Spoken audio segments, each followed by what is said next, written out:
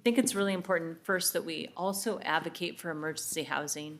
I understand the county and the state and the federal priorities is housing first, but we've seen that to be pretty much a failed policy, and homelessness has increased tremendously as a result. And emergency housing, which I just had the assemblyman come visit this morning, really gives us an opportunity to impact getting people off the streets before just putting them into a home without supportive housing. And so, in that vein, I really do think that we need to encourage housing with supportive services. And we may need to move some of that into the HHS, right? So you have affordable housing and homeless assistance, but the homeless assistance is under the housing land use, and really it probably belongs under HHS, that whole portion, but really focusing on advocating for funds for emergency shelter. That may not go very far in the legislature, but I do think that it is an important tool in the continuum. And then housing with supportive services, if we look at that under the HHS platform. Um, and then I wanted to share with my colleagues and ask a question of my colleagues as Karen talked about Prop 1 coming before the voters in March. And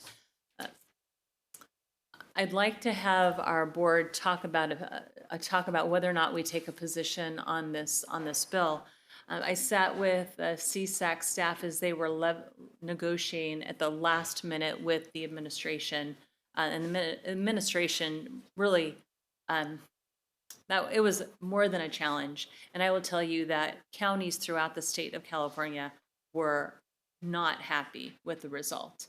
It felt like it ended up being sort of a benefit to urban counties, but rural counties are exempted out in a lot of areas. They're not exempted out. There are exceptions made for counties with 200,000 people and lower because there are mandates in this bill if it gets passed. There are mandates which really mandate how we spend our dollars.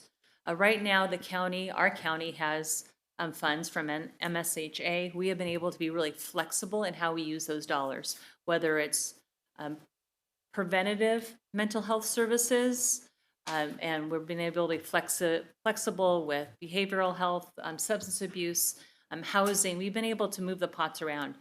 Prop 1 mandates how we spend our dollars, and it provides very little flexibility, which means a whole lot more work on our staff's side having to meet these mandates.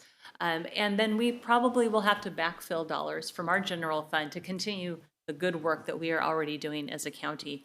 And I look at this and it's once again a one size fits all, which doesn't fit counties. And I don't know, Supervisor Holmes, if our CRC has Yes. taken a position. Right, we're in the same position. We're opposed to it. So they've taken a position to Yeah. oppose. CSAC chose to take no position, and we chose to take a no position because we had rural counties in favor, because this $6.38 billion bond measure will definitely benefit the rural counties a lot more, the urban counties a lot more than the rural counties. So we felt like it was important for counties to advocate for or against Prop 1 based on how it affects the counties individually.